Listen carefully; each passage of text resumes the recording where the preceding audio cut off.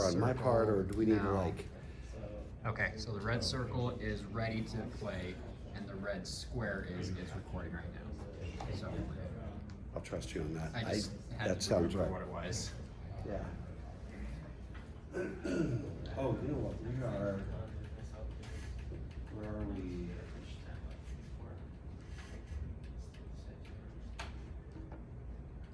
Oh yeah, yeah. Unless he's teaching it again, I Do can't. one of the things set up here. I still don't get why.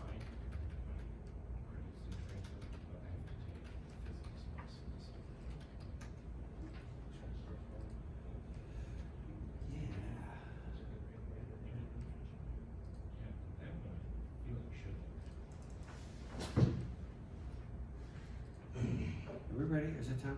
Yeah, it's time. Hey everybody. How we doing?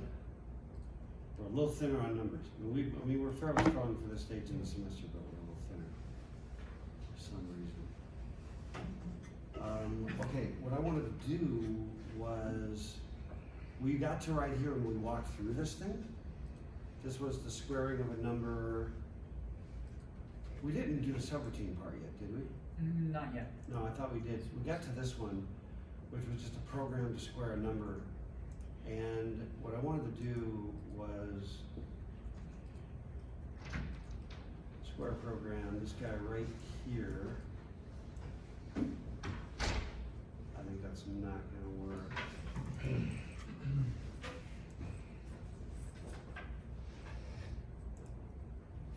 on.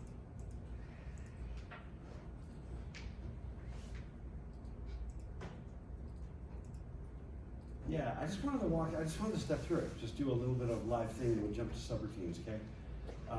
I want to, first of all, draw your attention to, here's the program in the slide. If I can get these to, that kind of fits, right? If I scooch it out a little bit. And if I get rid of that.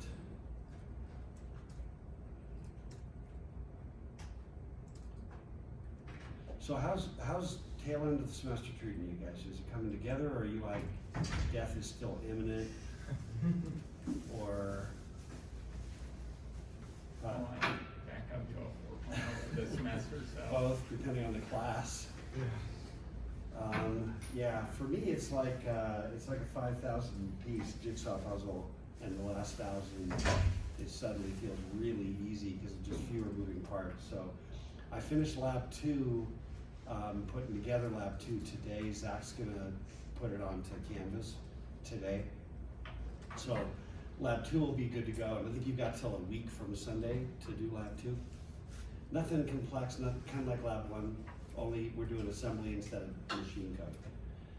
Again, it's just meant to force you to, force you to touch the simulator and to do, see it work, see it run. But this is the one we just walked through, and I just want to kind of first of all, you can see over here, we got the and R3, R30. This is just squaring, right? You've got a label over here called num that we put 3 in. You can see the dot fill, and the dot fill created a space with 3 in it, put a label called num. The block W allocated 1 word and cleared out to zeros and called it SQ. And the rest of this should look the same. Load R4 num, add R5, R4, 0, right? Then there's the label that says again. And there we go. And then where you can see the big value add is over here in this like branch on positive again. If you look at that, as a hex number, then convert it to binary, you can see the PC offset 9, and you can see that that's going to be probably -3, right? Because the incremented program counter at this point is going to be here, and you're going to go back 1, 2, 3. So, it's all embedded. All we had to do was put a label there and then say it here. Assembler does all the work. So that's a tremendous amount of pain reduced, okay? And then when we're done, we take R3. So let's just kind of walk through it, okay? what you can see is program counters on 3000. The registers are all clear because we just loaded this thing in. Well, we just loaded the page is what I should say. We can do this a couple ways, and these are some things that are in the lab as well. Let's set a breakpoint on the halt, and then we'll just run it. When we're done, we should be able to see that this value here, SQ, is the square of that value. It ought to be 9, right? Boom, there it is, 9. I can reset the registers, and now what if you're like, well, what if we actually put 0 there instead? Does it work? For the edge case where it's 0. So you can actually click on the value, reset the registers, breakpoint stays set, say run again, square is now 0. Let's look at, like 1. Do it again, reset the registers, run it. There's 1, and this is how you can do little bitty unit testing, tiny little unit testing, okay? Is that kind of making sense? How you can, get your fingers right on the thing. Let's just try 2 real quick. It ought to be 4. There you go. So you can just keep trying these different values and doing it manually if you like. Yeah, Chase. Do we plan to talk more about labels today? We can talk a little bit about it. We're going to actually talk. What I'm going to do, actually, I decided was, in order to keep you guys moving, next week, module 10 next week is going to be trap instructions and I/O. Okay. And then the part where we talk about the assembly process and design and some of that can come after. Then you have all the tools to kind of be plain. You know what I mean? Instead of doing the design and the assembly part first, and then give you more tools, Yeah. bunch the tools together. Okay, so it's coming in 2 weeks. Yeah, but I'll show you just a little bit about it right now. Okay. While we're here. So you see right here this button that says Manage Labels, up here? Mm-hmm.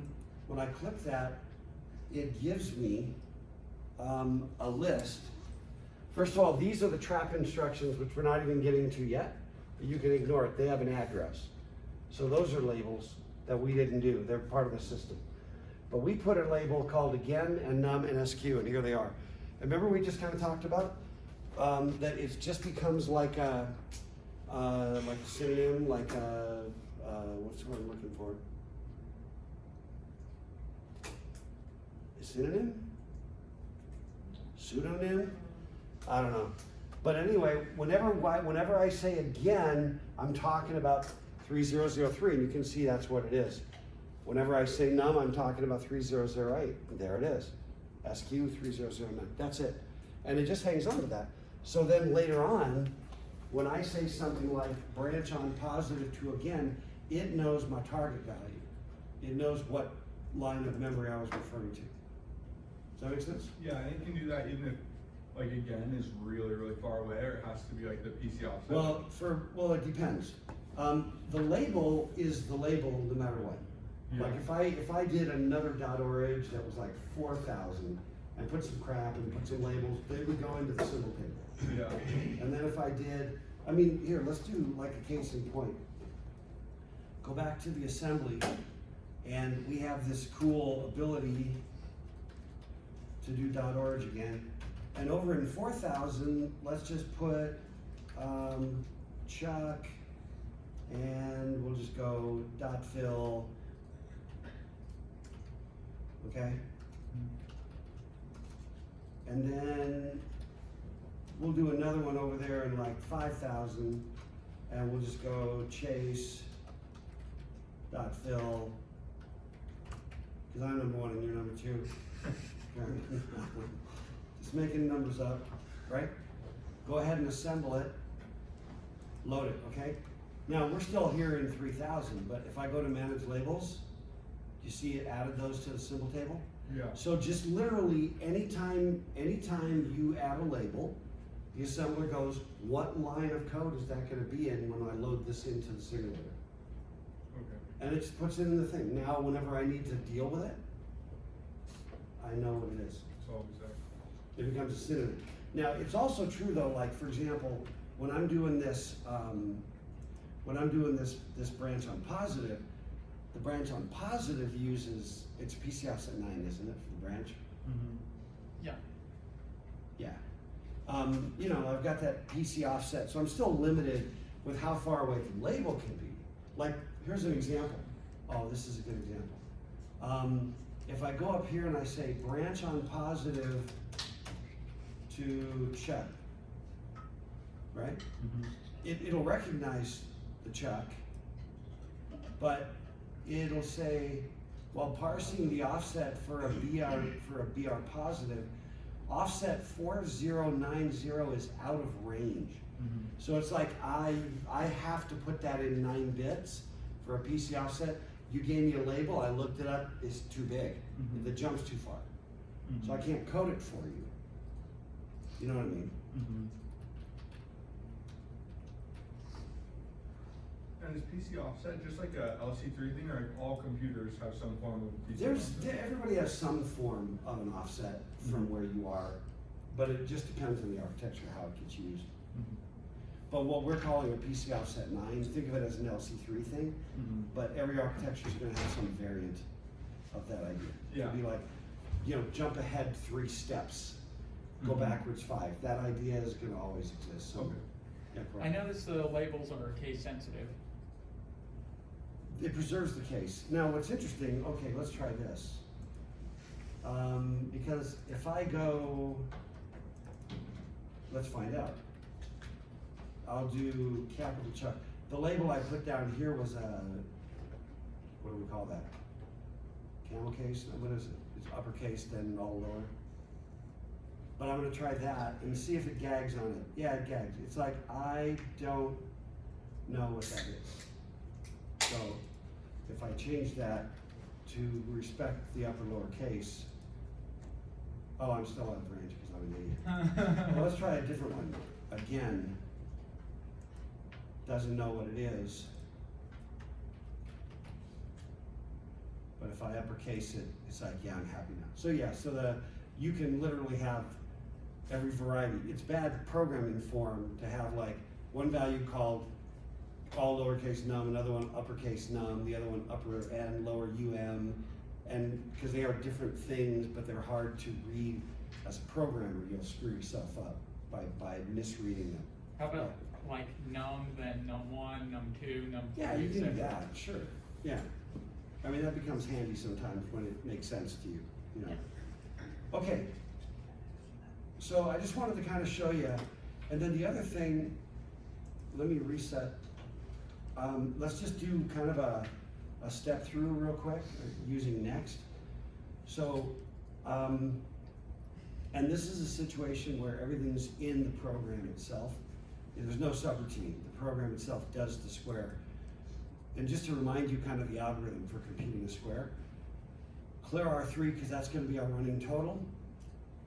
Put num, whatever the value in num is, which we've got as 3, goes into R4. And then R5 gets R4 as a countdown. So R5 can count down. Then we do the first, we're in the again portion now. We're in the loop now, right? We're in the for loop. And we're gonna basically take R4, throw it into the running total, look at R3 over there, it's gonna become 3 because that's the first time through. Decrement R5, watch it, goes down to 2. And as long as we're still positively loop, do it again, and R5 becomes 0. That's not positive. So we're gonna fall out, and we're gonna take the value of R3, which is our running total of 9, and we're gonna push it away. So watch square here on this next instruction. Boom, the 9 gets pushed out there, okay? So that's just a little program, you know, to do a square, all built into the program. Okay, so let's go back. That's our little program. Now what we want to try to do is introduce you to the idea of subroutines, which are basically like a function call or a method call. Depending on the language you're using, they're usually called function calls or method calls. They are called subroutines, they are called procedures. They go by different names, okay, in different languages. The idea here is you've got a thing like a square function, wouldn't it be great to have like a math library? So if I wanted to calculate a square root and I was gonna have to do that in 100 different spots in my program, I didn't have to embed the code for calculating a square root in every single one, right?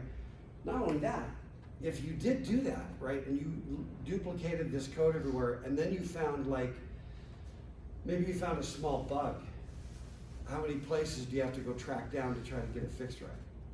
You know, like 100.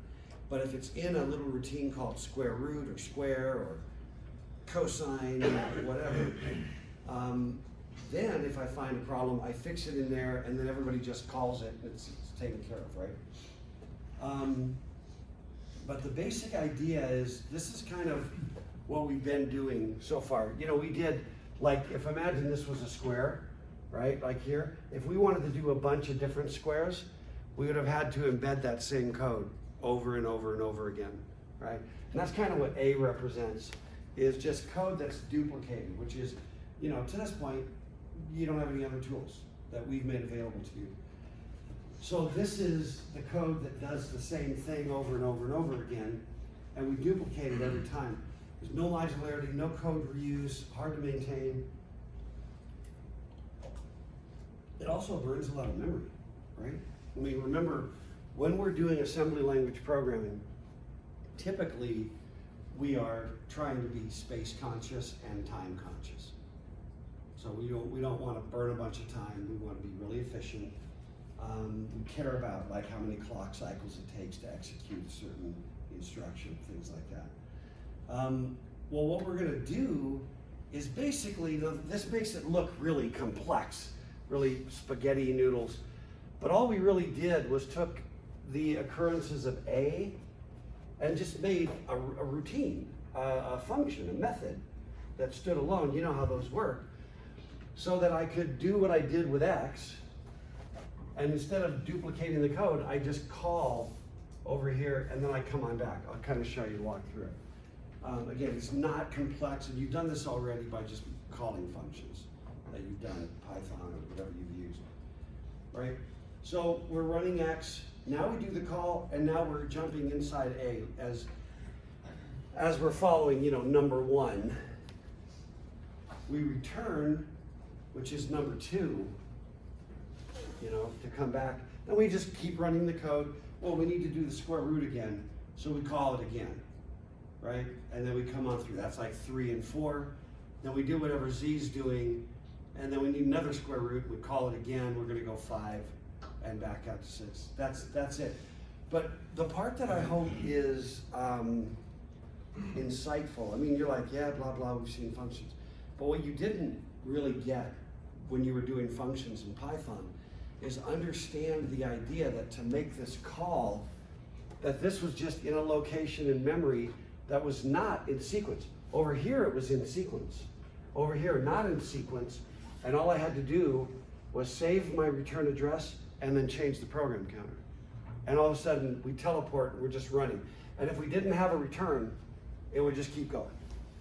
But we have a return, which takes that return address that we saved away, puts that back in the program counter, and we just teleport right back to here. And all the different control, all the branches, all the jumps, all the subroutine calls, all the trap instructions, that's all, at the end of the day, that's kind of all they're doing. The only thing that's different is kind of the mechanism by which they do it. Branch, you know, calculates a PC offset, you know, and does it that way. Jump goes through a register. Return goes through a register. Trap instructions we'll get to next week. But I think you get the idea. And so that's the instruction for a JSR. Okay, back to your native language, right? Back to the binary. That's the opcode. Now it turns out that this bit, remember with add, how we had bit 5, and it kind of was like, if bit 5 is this, then we're going to treat that last operand, right, as a literal versus a register. Same with and. Well, this has the same thing between JSR and JSRR, okay?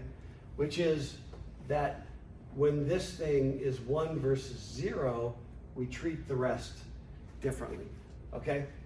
So first of all, for the JSR, that bit needs to be 1, at which point we've got 11 bits and we use all of them as an offset. So we go PC offset 11 to do it. So a subroutine can be a little further away, you know, than a jump instruction. Sorry, than a branch instruction. And this is really important. Here's what it does, and we're going to walk through it in the simulator so you can see it. Miles, do you have a question? Yeah, why don't they just make JSR be its own opcode? I mean, because then you'd have an extra bit, and the Yeah. extra bit is a lot, especially when it's your 12th bit. Yeah, no, I don't disagree. I don't think you're wrong. It becomes a trade-off, right? I mean, you've got 4 bits for opcodes. Right. Now, granted, you may recall there's one we don't use. You're like, hey, when I use that one, so I don't know. Judgment call on the part of the designers to say 11's enough. But I agree. I mean, the difference between 11 bits versus 12, it's doubling whatever you had before. You just doubled the distance you can bop around. So I don't think that's necessarily a wrong idea, but it's just a judgment call. Yeah. Not, you know what I mean? It's not objectively right or wrong. So this is what happens. This is going to be the process for JSR and JSRR.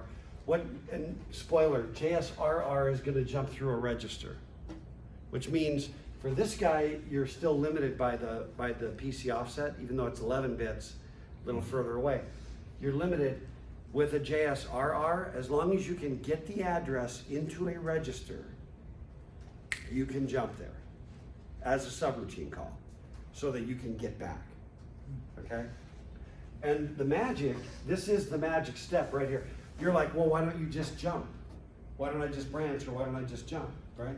Well, it all has to do with when I'm branching and when I'm jumping, it's not a subroutine and I'm not thinking about how to get back. I'm just going. So it does like an LEA right for us. Yeah, I could do an LEA, and then put that in a register. Right, Right. that's what it does, but it just automatically puts your PC counter in current position in 7. Into R7, that's the trick. That's the value that this gives you that a jump doesn't give you, that a branch does, ignoring the 11 versus 9. What a branch doesn't give you is to take the incremented program counter and just automatically put it into R7 as part of the instruction. That's really cool, because I then make my jump. I jump to PC offset 11. I do, I just hard go to jump, okay? Inside the subroutine, as a side note, if you're gonna write a subroutine, you probably ought to not be messing with R7. And if you're gonna mess with R7, you ought to probably save it. And then when you're done, load it back into R7, right? And when you're all done, you do a ret instruction. And all ret does is a jump. And we'll show you the opcode for ret. Ret does a jump through R7, like JMP. Same opcode, except that R7 is hard-coded as those 3 bits. Isn't that cool? And that way you've always got a way to get back.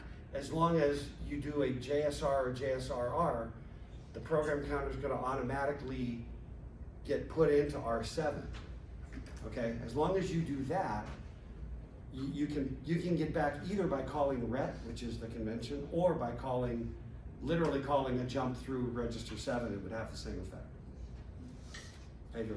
So basically what that does is once you call the GSR, it will go up or down the offset you design. Right. Run that when it has the red, it goes back to where it was before. Yeah, yeah. So in fact, and this is the documentation again. Yeah, Mark. Does it still increment, like after the JSR, it'll increment and then save? Yeah, Okay. yeah.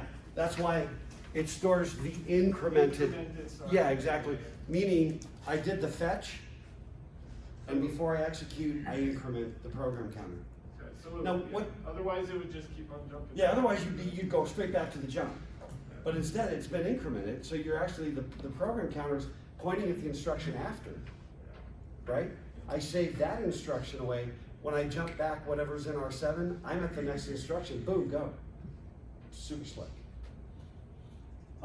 Just again, to have it in the documentation, that's the documentation for the JSR and the JSRR, because notice These opcodes are the same.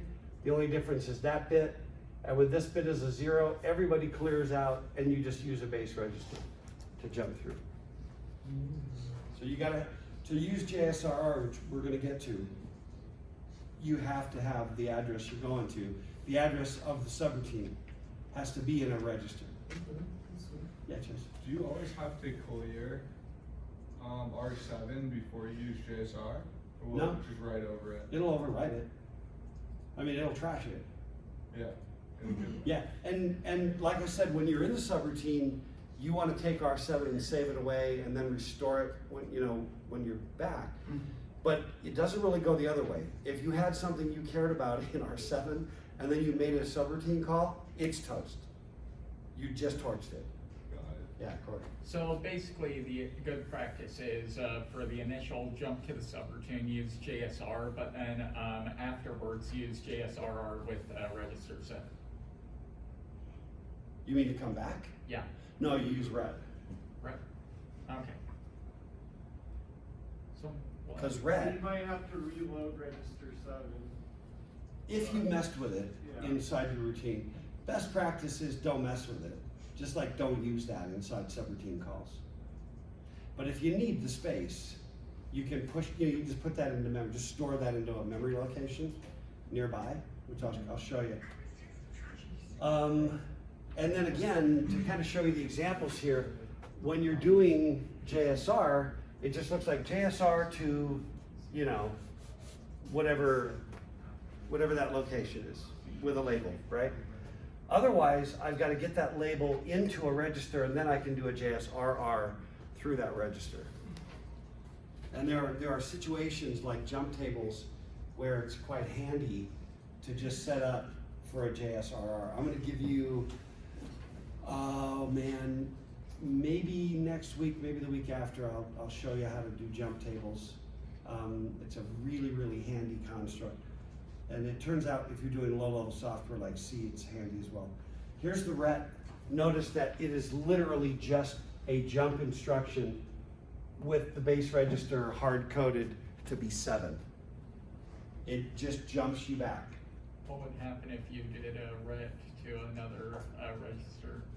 Well, I mean, if you wanted to like show up inside, let's just say Oh, that you is- showed up inside the subroutine. I mean, you're saying do a jump. Oh, yeah, that's. Because you true. can't rent Yeah, to another register, hard codes to 7. But I could like show up inside my subroutine, move R7 into like R2, and then when I was all done at the end, just jump through R2. I mean, it would be stupid because it would be hard to maintain. You're like, what is this guy doing? You wouldn't know what they were doing. It wouldn't make any sense to look at, but the effect would be, it doesn't matter. You're jumping through a register by convention in the LC3, it's R7. And the cool thing is, whether that mechanism makes any sense or not, you don't have to care. Because in every system in assembly language, in instruction set architecture, every system of which I'm aware and which I've ever been exposed in my career over a 35-year period, almost 40 years of touching assembly language somewhere, somehow, there's always the ability to go into a subroutine, and when you get to the bottom, there's an instruction almost always called ret. So it's like you did the subroutine to get there, and you did a ret to get back. And so the mechanism that might be peculiar to the LC3, you don't have to care about, deeply. Other than the fact that while you're writing LC3 programs, memo to us, don't frick around with register 7 when you're inside a subroutine. That's sort of good behavior. So this is just kind of repeating that idea, right? That JSR stores the incremented PC, RET just jumps through R7. And then the cool thing is, I think I've got a picture. Let me give you no, it must be in the next one. Yeah, I know what it is. It's actually in the next set of slides. But anyway, that's RET, and then this is, where's JSR? Yeah, that's RET, which we were just talking about. And then that's JSR. It's the same slide, just making sure that it's there. Again, in case you're like looking for it and don't realize It's the same JSR and JSR are together, just like add and are together. Okay, so what I wanna do for the remainder of our time, when did we start? One, man, we're just flying through, Patreon. I almost called you Pablo, man, I just, You go back, close. Violence. Wait, actually, go ahead. What did you want, man? Whatever your name is, what do you want? So, if you have time, I don't know if it's, I think number we have five, time, I think we're flying. Number 4 of the homework tells me to count the amount of ones in the code. Yeah? I was kind of puzzled how I was gonna do that. Well, let's come back to it, because it's not in flow right now. You use Board master. you use an AND operation with. Well, actually, Corey, let's come back to it, okay? Okay. Whiteboard marker. I've never seen one look quite like this, so, which one is that one? Number 4, Homework 4, number 4, from module 9. 9. Yeah, let's come back to it. And for now, let's kind of keep going with the subroutine thing, then we'll come back. I feel like my order here suddenly doesn't make any sense, where it did make sense this morning for unknown reasons. Let me see, this is, We're I wasn't- accidentally going into module 10 stuff. No, module 10, we're not there yet. Nah, we won't. I don't think so. I didn't Okay. see JSR or RET inside module 9 quiz. Cause this is module 9 in there. That's what I'm looking at. But I did make changes to the slide and then re-uploaded it. Oh. So that might be, oh, can we go back to the RET slide? that one? Yeah. Yeah. Thank you. We say RET, by the way, Right. just as a convention. Same way we don't say ASCII, then we look like noobs. Yeah, trying to help you get the noob off. Chase. Can you re-go over how we do like that PC offset by an assembly? Because I know you don't have to type it out, but like what you put in assembly language for that section of a code. Which one are we talking about? Like even on, like there's that PC offset 11 where I know you want to jump to a specific, do you just put the hex value there? I can't remember. In assembly language or in machine code? Assembly. You just say the name of the label. So you always have to use labels for PC offset. For assembly, yeah. And that's what labels are for. Yeah. To make your life crazy easy. Okay. So the fact that it's back there a little ways or forward a little ways, you don't care. Okay. You say loop top, you say go again, you label whatever you label it. Yeah. Got Same it. thing that if I say value, and I put a number in there and I do a load instruction, load R3, comma, value. Yeah. Ta-da, and I don't need to muck around with PC offsets, Okay. calculating them. And where are all the labels stored in the memory of the? It's just in the assembler, it's in the machine. We don't care. Yeah. In other words, when I showed you, like up here, manage labels, Yeah. it's stored there. Like, you know what I'm trying to say. Let's get rid of Chuck and Chase there. But no, it's just in memory, because what happens is and this kind of gets ahead 2 weeks, but the assembler looks at all that code and it builds a symbol table.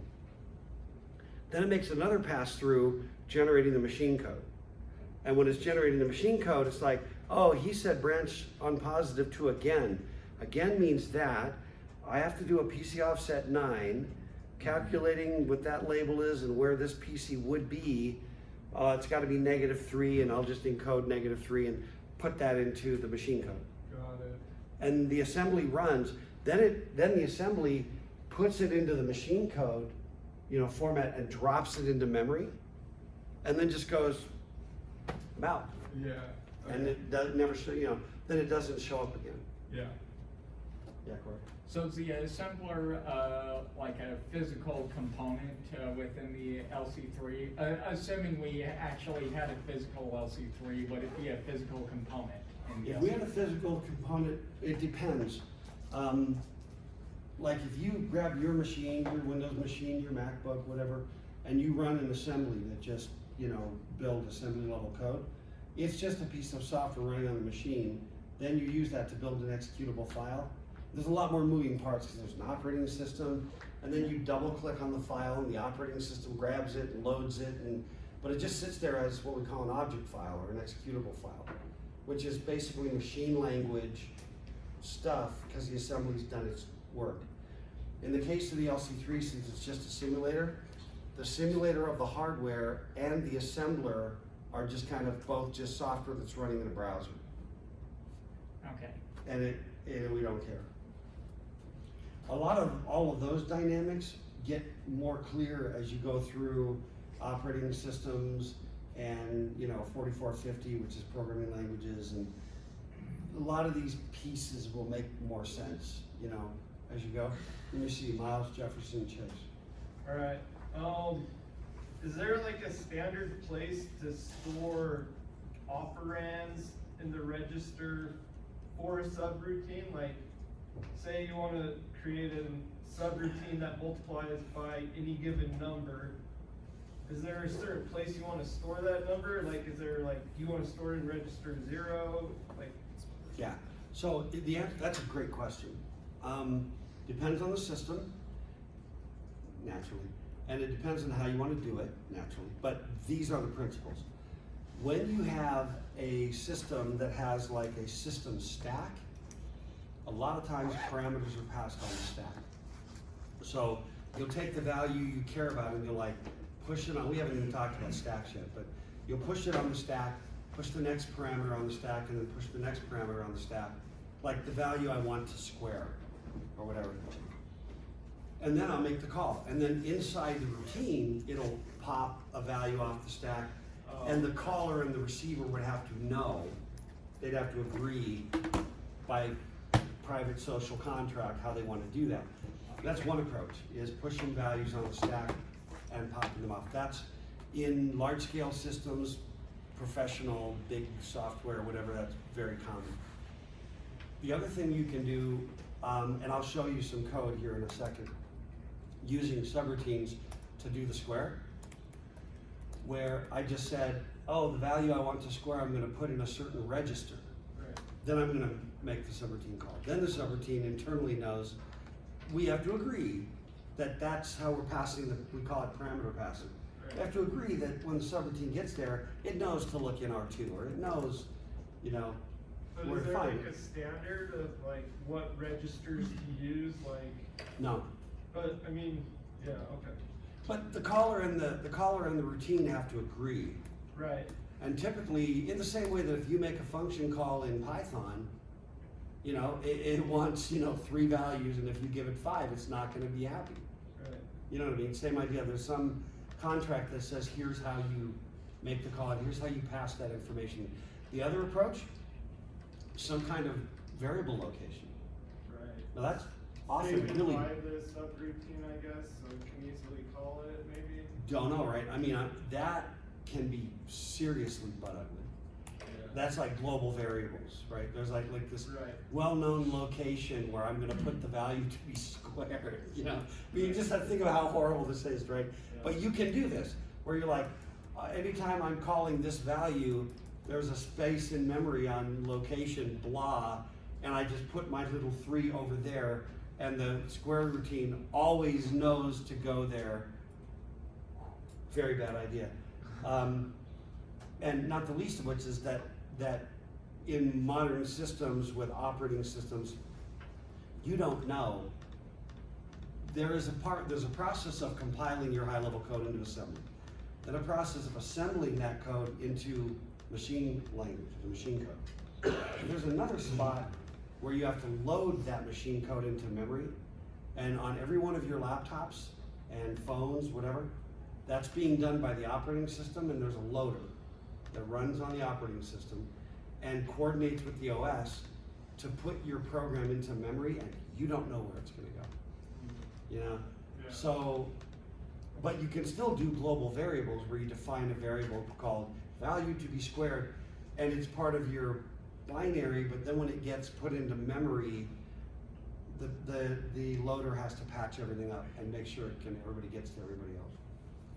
But that's really a great set of questions, involving that. How do we store all of our information, like when we do the projects? Like, I don't picture this being like, the LC3 being like, oh yeah, you can save a file. Maybe. Not like, you mean like out to your hard disk? Yeah, No. like, No. so like, do we just store everything in like text files, like we have been doing, or? No. What do you mean by store everything? So like, when you tell us to, take your code and put it in the LC3, Yeah. that is currently stored in a text file. In a text file. That we're copying and pasting in. Yeah. Is that how it's done? Or is there a way to have the LC3 like read a file and be like, okay, it's stored in a file? I don't think I'm not really sure, like there's this thing here where you've got object files and symbol files, and there's a level of complexity. The simulator was kind of built for C programming stuff as well as the book actually has like the second half gets a little higher for like C. But no, your options here are, you click right there on assembly, and then you can either drag and drop it, or you can copy and paste it. Okay, so then when we're done, we take our code and we copy that and paste it into our text file to like. No, So you can't no, do that. you're writing all your code in a text file that you're saving constantly. Then when you're ready to run it, you're dragging it, refresh the simulator so it's kind of back to clean, drag it over and give it a shot. So you're always keeping your code in your text file and dragging it into the simulator when you need to run it. Do not use this as your development environment. Okay, this is the testing. This is your part. testing environment. Okay, we're writing our code in a text file. In my case. And it that's is just a Word plain file. text. That's strange to me. That seems like very. No, but that's conventional. That's conventional because if you're running on some IDE, there's always some way to save out to a file. So that's your development environment. In this case, writing a text file with your code in it and saving that, it's very rudimentary. There's no IDE. That's what does IDE stand for? Integrated development environment. All other, modern programming languages, whatever, have some kind of an IDE that you can, maybe we can modify this to add a little save, so you can save it out to file or something like that. Make it more of an IDE. So I've been using, VS Code has an LC3 extension. Okay, yeah, that's great. I haven't downloaded it yet, Is the idea behind the homework that we're just taking module 8 and translating those into assembly, or should I be redoing them like for the practice of rewriting a code, but doing it in assembly? Yeah, you ought to redo the thing, but think it in assembly. I mean, you can reference what you did if you got it working in machine language.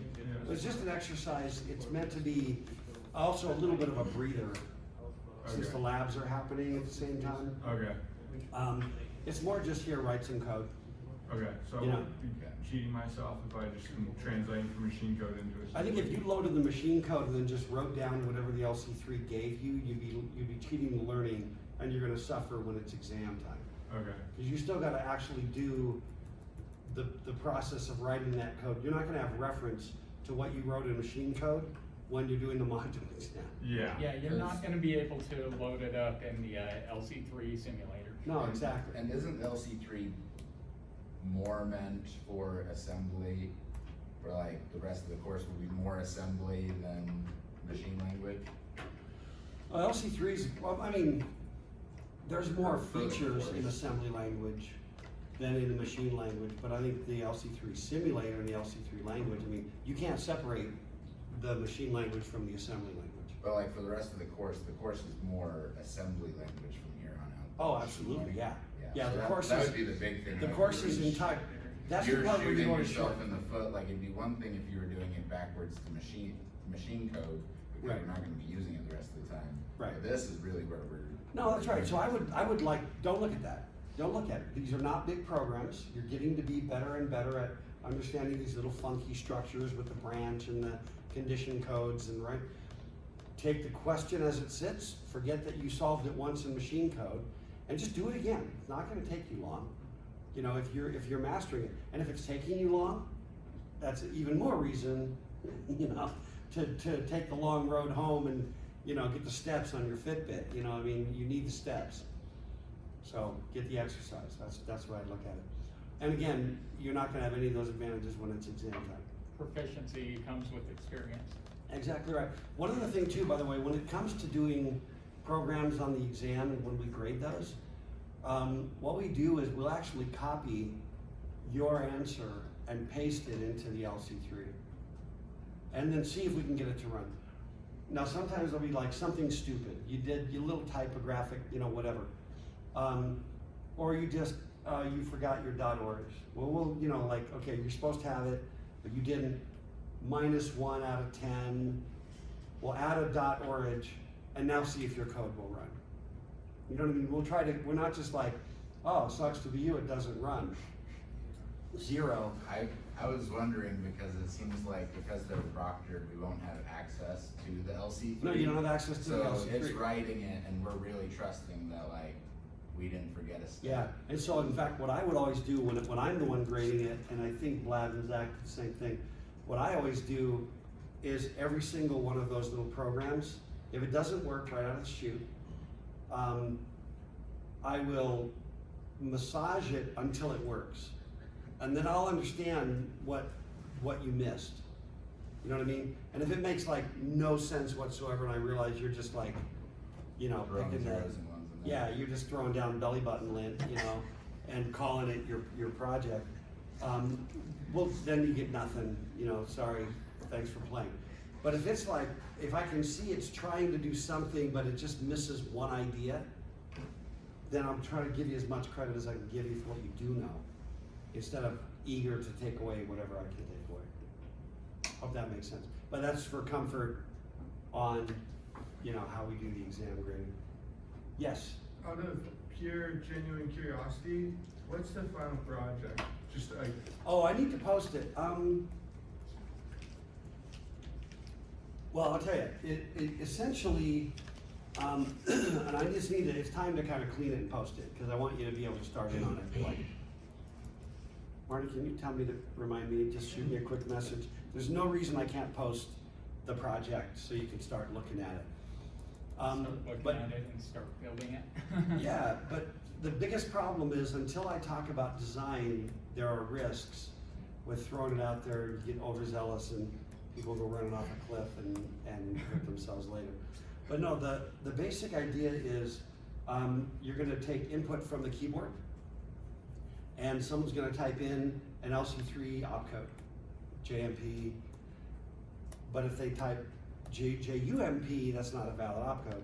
And you're just gonna basically do one of two things, and it's gonna be, doesn't matter in case, upper, lower case, whatever. But if they give you a valid opcode, like JMP, then you're gonna spit out the 4-digit binary, whatever that binary opcode is for that instruction name. Mhm. They say add, you say 001. They say and, you say 0101. They say Andy, you say not a valid opcode, So this. and you loop. That's your We're probably your gonna do this final with code. trees. What's that? We do trees where like you hit an A and then you check like, you have A and then you have like A. Yeah, B, well, B. essentially it's a hierarchical state machine. And in 2 weeks, when we're doing design, we'll start talking about how to design the, you know, the way you need to do that, how it works. But you can begin, as soon as we start talking about like I/O, you can be like, well, can I even take input and just save it away somewhere? You can start playing with that right now, even though we haven't talked too much about it, you know? Then how do I like uppercase something? You know? How do I do it? How do I tell if they even gave me valid input? Like characters, they gave me an ampersand. You know, I already know it's not accurate, you know what I mean? Mhm. So we'll talk about kind of how best to do that. Like I said, historically, it takes about between like 6 and 10 hours for students. You could be outside of that.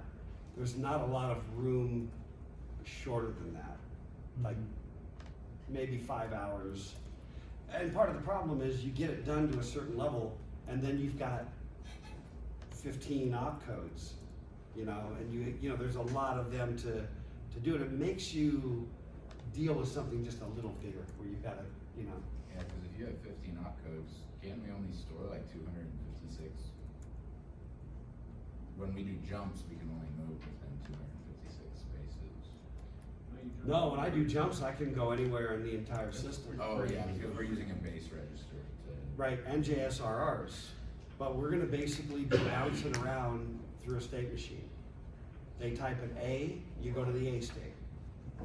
Next up, they can go to the AN state, and you'd still be in a valid path, The right? AD state. The AD state, and I'm still in a valid path, and any other keystroke, bang, Not a valid option. not a valid opcode. You let them finish typing, and then you tell them bad news.